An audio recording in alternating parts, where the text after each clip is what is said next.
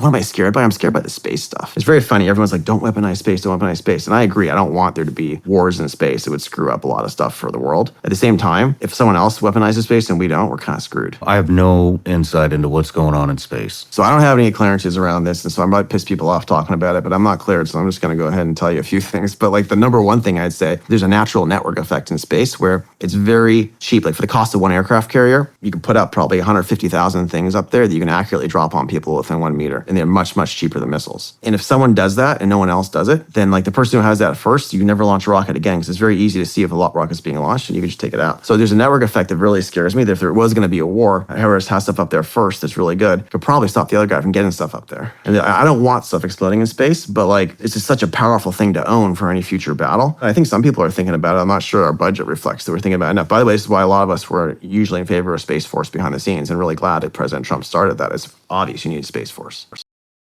What do you call the actual weapon? Is it Leonidas? Leonidas is the first version of the product that's being forward deployed with CENTCOM and is just going out actually in the next month, which is great. You know, the tests have shown you could do about 100 drones at a time in certain contexts. 100 drones at a time? So you know why it's called Epirus? Epirus was the bow of Theseus. Theseus was the guy who started Athens in legend, right? And in legend, his bow had infinite arrows. And so that's the point here is you're firing electronic power, so you effectively have infinite arrows. So this thing can fire thousands of times. And each shot costs almost nothing. So basically, all these drones in New Jersey, if we wanted to, they could deploy a Leonidas. And if they want to, they could shoot down right now with any number of different types of missiles, I'm sure.